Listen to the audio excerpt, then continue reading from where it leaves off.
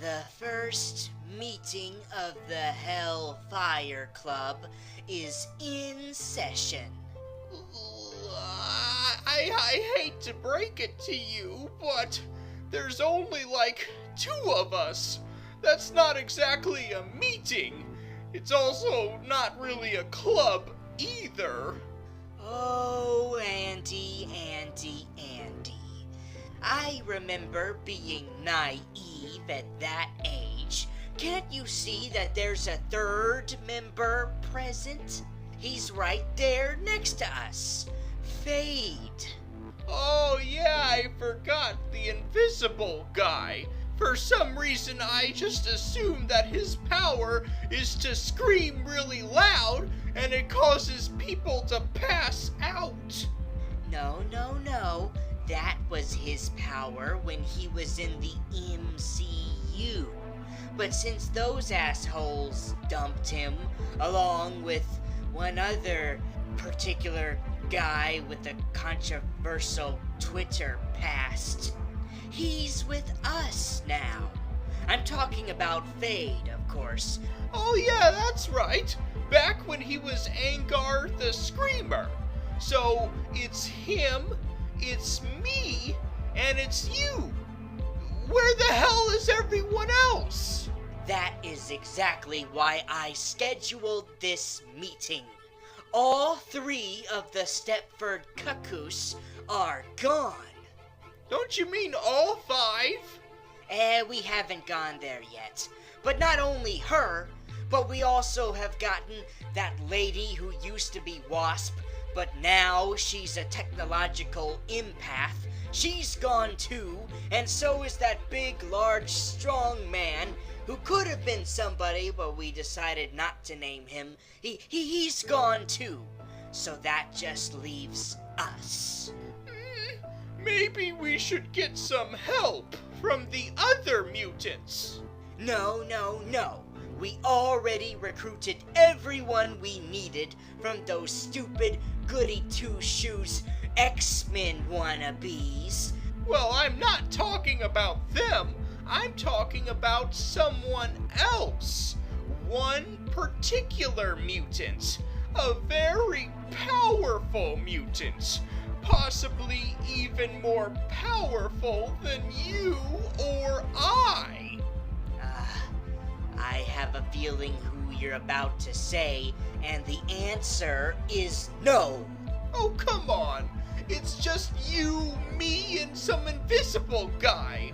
And what makes matters even worse is that the invisible guy isn't even Brad Pitt.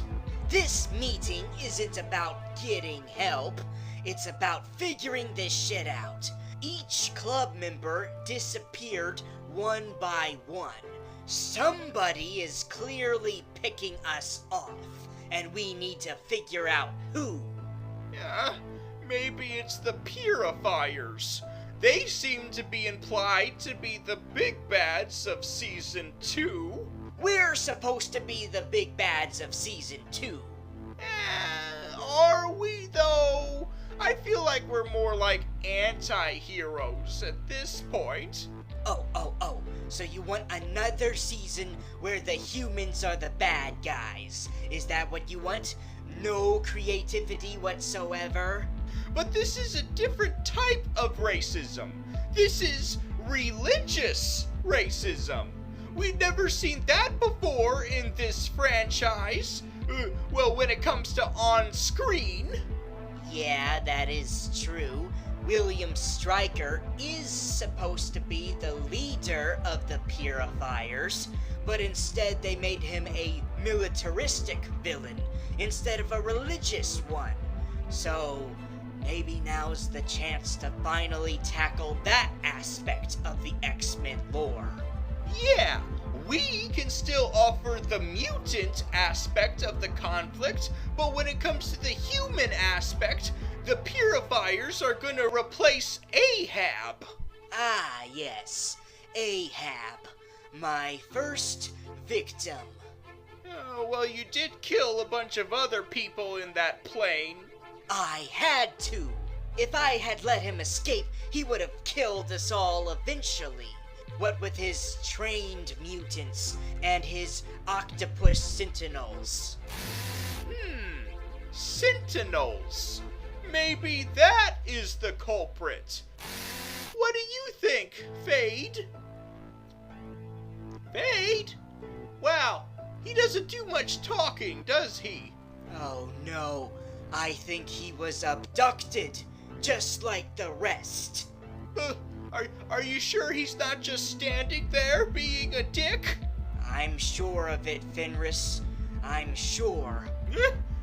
Fenris, you really think I have what it takes to follow in my great-grandfather's footsteps?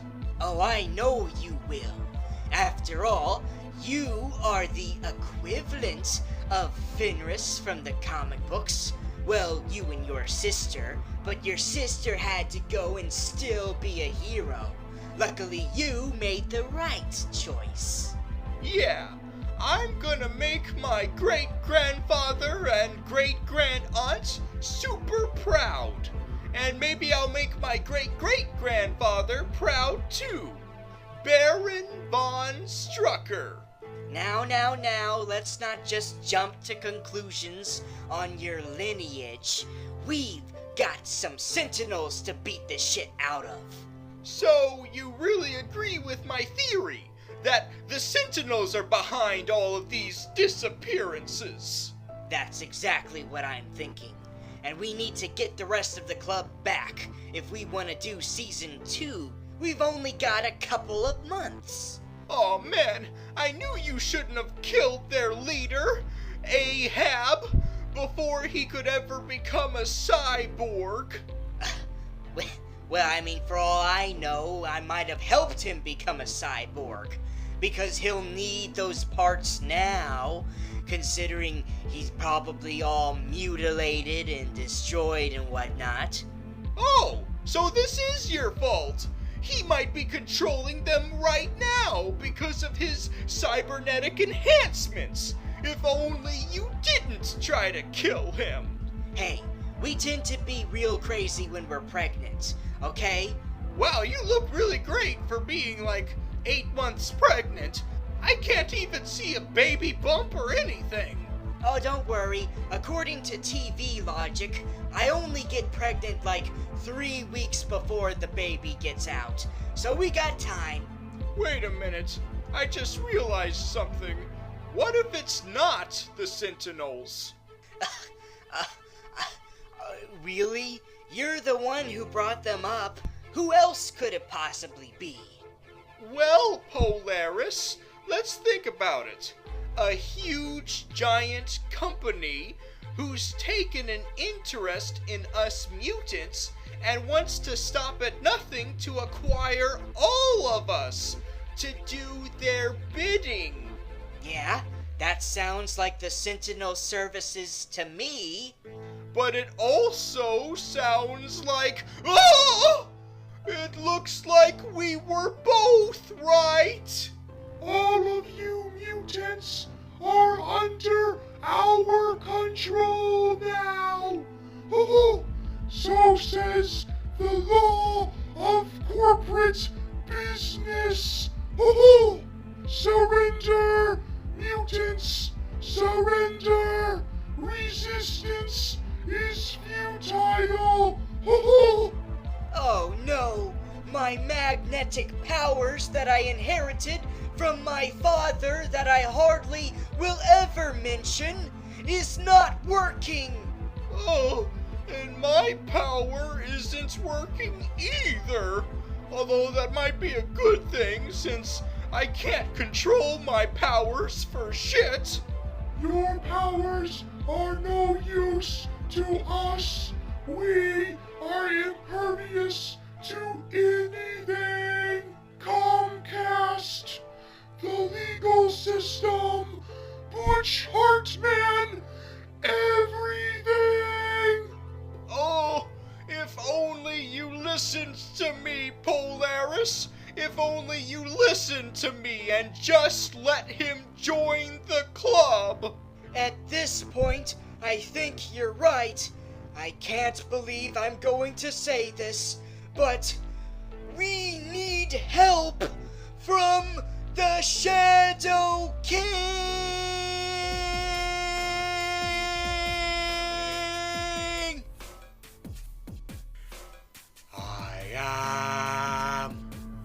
I am Superman, and I know what's happening.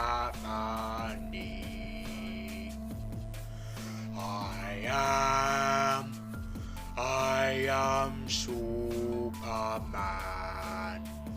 and I can do anything. Hey, Shadow King, what the fuck is up? Oh, Devil, what are you still doing here? I thought I kicked you out of my brain. You can't kick me out that easily, you silly goose. I'm a part of you. I complete you. No, you are merely a construct that I created with the sole purpose of scaring David Haller. Yeah, but I did a really good job, didn't I? Well, it wasn't just you. Aubrey Plaza did most of the lifting. Yeah, and she's the one who gets to have a new body. Well, it's not exactly new, it's a used model, but luckily it's not a lemon, because I'm very certain that if you had the decency of giving me a body, it would sure as hell be a shitty body. It would probably be Kim Jong-un, or Roseanne, or Butch Hartman. I was able to give Linny her own body because she was merely a mind that I absorbed into my conscious, whereas you are solely a creation of mine. Yeah, well, so is that Minotaur and Delusion, and you sure as hell gave them real-life manifestations. Look, can't you just be happy that you even get to be in Season 2 at all? Yeah, but it was only a couple of cameos. Cameos narrated by John Hamm. That is sort of a privilege, I guess. Sharing the limelight with the potential Mr. Sinister. Not to mention that multiverse episode showing us all kinds of alternate timelines. Yeah, there's one where I'm still possessing him, and there's one where you still possess him. But why can't we meet in the middle and have it both ways? What? You mean whenever we do the mental dream sequences, you are the Shadow King, and when we're doing the outside real life sequences, I'm the Shadow King? Yeah, you got your real body, so what's the point of using it in the astral plane? You're just jealous that you were not the one who got to be in that amazing sequence at the season finale that was traditionally animated, 2D animation. We truly have no limits when it comes to our mental powers in the astral plane, then we might as well be creative with it. It doesn't have to be realistic CGI. This is a battle in the mind. So we can do anything at all. Of course it wouldn't be realistic if it was in the mind, and if it's an artistic mind, then the perfect route to go is to make it animation. Just make it a beautiful work of animated art. Yeah, I admit that was pretty ingenuitive. Not to mention what happened right at the end. Ah, yes, when I helped all of David's allies realize what kind of person he really was. Yeah, I mean, sure, it's not a new thing for a supervillain to turn all of the hero's allies against him, but the way you did it, that was frickin' ballsy, man. Holy shit. Not only was it his allies, but it was all of the viewers, too. Yes, the viewers are also betrayed by David, and I showed them the light. Well, I mean, that nerdy guy who shares a body with that young girl, he also found out about it too on his own, so it wasn't completely your doing. Can't you just let me have this? I lost horribly at the end when it came to the battles. David had to go and kick my ass, and then the nerdy guy put this confounded contraption on my head. It is so painful. What? You mean the crown you're wearing? The crown because you're the Shadow King? Oh, this show is really not subtle at all when it comes to the symbolism. Listen, Devil, you have to admit, it was a fun ride that we went on, but now is the point of the trip where we must part ways. You go down your path, and I go down mine. But I've got no fucking path. No path whatsoever. Whereas you get to be in Season 3. Although, maybe it's good that I won't have to deal with that mess. What do you mean, mess? How are you supposed to keep the show going when the main character is basically a rapist now? It's kind of hard to make your protagonist likable after that. If she forgives him for making her have sex with him under false pretenses, then that's gonna be a huge-ass controversy. Well, it's less about the redemption and more about telling the story that not many other people even dare to tell. You see, this idea of an all-powerful being who is righteous and believes that he is an all-around good guy.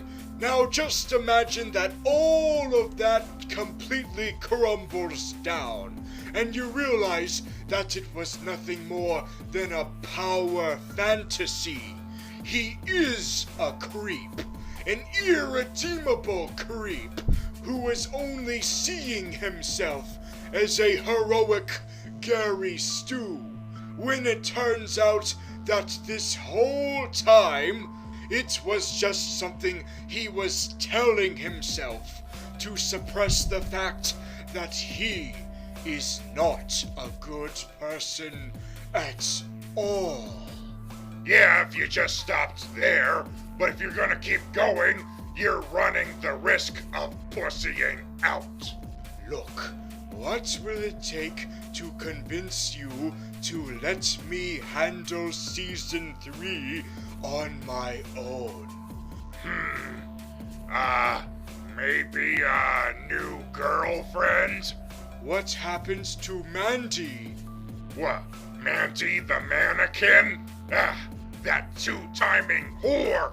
She ran off with Drug Frog. Here, I grant you this. Is that? Yes, it is the manifestation of Delusion.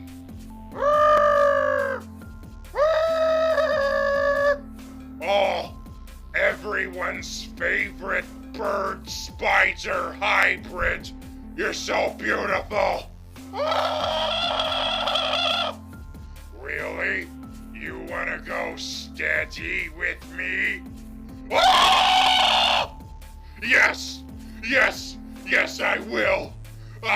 1,000 times yes. You've made me the happiest allegory of mental illness on the face of the earth. So, a deal is a deal. Yeah, whatever, Amahl. Sure, I'll get out of your hair. Who needs you when I've got you, babe? I've got you, babe. Oh, they are so adorable together. And now that the devil with yellow eyes is finally out of the picture, I can spread my wings. Sure, I am confined to this prison cell, but eventually I will be free, and I will see to it that David Haller gets the justice that he deserves, while at the same time avoiding the justice that I deserve. Squeak, squeak, squeak, squeak, squeak. Squeak, squeak. Oh, look. Oh, it's my little rat friend that helped me blow the whistle on David. Do you have any more tidbits to divulge? Squeak, squeak, squeak, squeak. Squeak, squeak, squeak, squeak. What? An unstoppable force is heading my way, and the other mutants are in peril? Well, not to worry, little rat. I can handle whatever the hell this force is. Assimilate! Assimilate! Oh, I stand corrected.